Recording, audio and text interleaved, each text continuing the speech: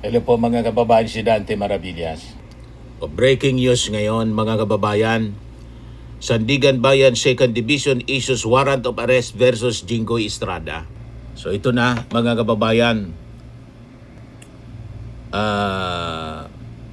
Warrant and hold departure order have been issued in the Estrada case, raffle to 2nd Division, sabi po dito sa kapapasok pa lang na balita.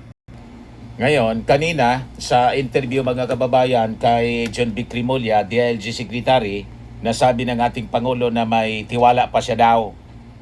So hindi pa papalitan si John B. Iyon ang kanyang sinabi sa interview doon sa Tokyo, Japan kanina.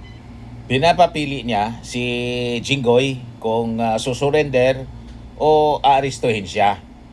Ang sabi daw, ang sagot ni Jinggoy sa kanya, sabi ni John B, pag-iisipan daw. Pero probably anya, susuko itong si Jinggoy. Ayan o, Jinggoy Estrada would most probably surrender once arrest warrant out. So tingnan natin kung susuko ngayon o mamaya si Jinggoy sa ating mga authorities, kay John B. Crimolia o kay NBI Director Matibag, depende kung sino yung may hawak ng warrant of arrest. Si NBI Director Matibag, kahapon na interview siya at ang sabi niya, once halimbawa na ilabas yung warrant of arrest at nandyan sa kanila, they will proceed with the arrest kay Jinggoy Estrada mga kababayan.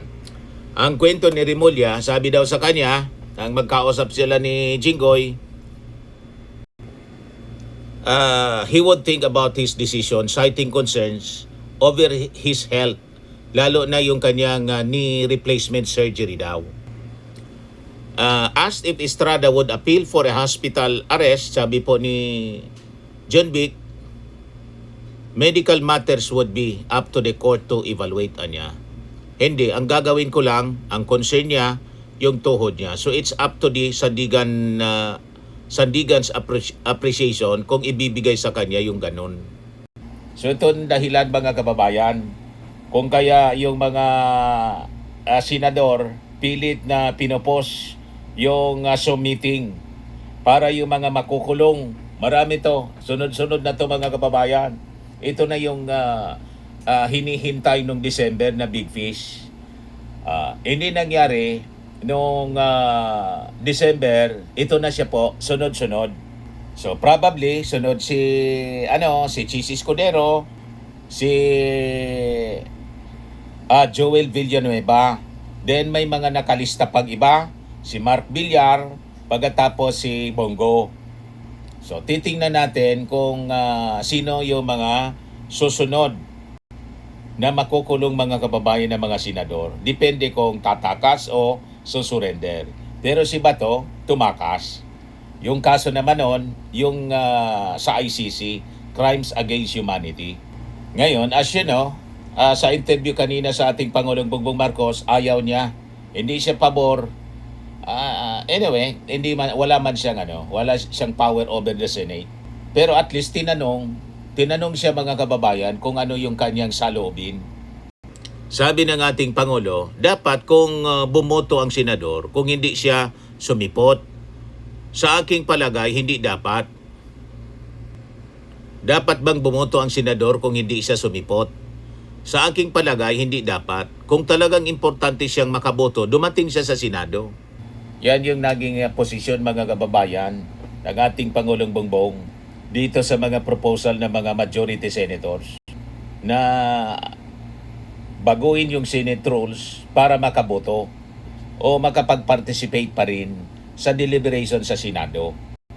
Malinaw na ang gusto nila ay mangyari ito to shield Sara Duterte. Tapos hiningan siya ng reaction doon sa nangyaring bangayan sa Senado. Sabi ng ating Pangulo, I watch in horror.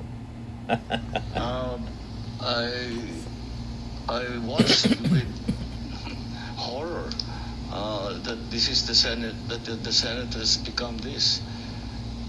I look at my other fellow senators. Madalas kaming nagtitinginan ni E.S. Ralph ganyan ba tayo nung senador tayo? Meron ba tayong ganyan na ginagawa? Hindi tayo ganyan. Paano nangyari? yung Senado hindi na kagaya nung panahon natin. Dahil personalan na eh. Naging personal, ang babaw na ng usapan.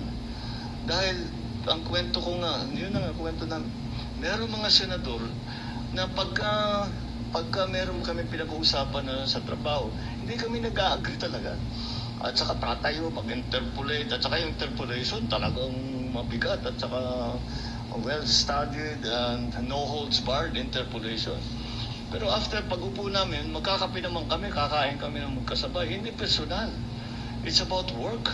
It's not about personalities. Kaya nagbago eh. Tapos, narating pa tayo sa putukan. Tapos, fake pala yung putukan. Tapos, hindi naman ganyan. Wala na eh. Nangyayaring kagaya nan nung panahon ko sa Senado. Of course, the only basis for comparison that I have is the time that I was in the Senate. And I never imagined that the Senate would descend into this kind of Ngayon, doon naman po mga kababayan sa akusasyon ng kanyang kapatid na no election, no L. Sabi ng ating Pangulo, ito anya yung perfect example ng fake news. Fake news builder na si Jaime. And Senate for a constitutional assembly that would extend or turn via no election scenario. We already addressed this earlier, Mr. President, by means of a facial expression only. Maybe officially give an explanation. I don't know. I mean, she should fire her staffer who gave her that information. Tanggalin niya yung staff niya. Because, you know, the fake news hurts everyone. Not only those that fake news is attacking, but also those who are purveying that fake news. The purveyors of fake news are also damaged by this kind of. She should choose her sources of information better. Because the truth of the matter is, we have never at any point even spoken about this. The truth of the matter is, we have never at any point even spoken about this anywhere with anyone at any time. So I don't know. I mean, it is, well, that's, kayo, nasa media kayo, alam naman ninyo ang nagiging epekto ng fake news. Yeah, that's a perfect example. Fake news is a corrosive influence on all our Fake news si Jaime. sectors of society, in political, in economics, in actual human relations, etc. And if you're not part of the solution, you become part of the problem. So si Jaime, parte na ng problema. Kasi hindi siya parte ng solusyon. So palitan na niya yung kanyang slogan na Jaime Solusyon. Palitan na ng Jaime Konsumisyon. Konsumisyon si Jaime sa ating bansa. Ngayon, doon sa issue kay Jumbik na sabi tatanggalin na, sabi ng ating Pangulo, I think somebody wants his job. Pinagtaka raw ni President Bongbong Marcos ang balibalitang papalitan niya si DILG Secretary John B. Crimolia. Ayon sa Pangulo, wala siyang ganitong plano. I don't know why that rumor went around. I think somebody wants his job. Kaya kinakalat na matatanggal na siya. Siguro inaasang sila yung mailagay, sabi ng ating Pangulo. May tiwala pa pala yung ating Pangulo kay John B. Crimolia. O di sige, tuloy ang trabaho. Pero John B., ang maganda niyan, unahin mo yung arrest kaysa sa press con. O ngayon, i-save mo na. May warrant of arrest na si Jingo Estrada. So, i-save mo na yung warrant of arrest para mabawasan yung numero ng mga senador na pasaway sa Senate majority. O, di ba, mga kababayan? So, nalagasan na ng dalawa. So, 11-11. Mabawasan pa ng dalawa. pwede nang to make over. Palitan mga kababayan. Si Alan Peter Cayetano. Ngayon, sa latest update, sabi ni Senator Erwin Tulfo, 3 kasapi ng kasalukuyang Senate majority daw, nakikitaan na ng possibility na lumipat sa Senate minority block. Sabi naman ni Ping Lacson, lahat may posibilidad. 2 lang yung tatawid papuntang minority. Malay mo, over the weekend, mayroong magsimba, tapos makarinig ng sermon ng pare, magbago ang isip. Kahit walang tumawid po, pag na-arrest na yung mga may kaso, ang gagawin nila niyan, tatawid sila, hindi na papuntang minority, kundi papuntang kulungan. O, di ba? Yung tawag dyan na force majeure.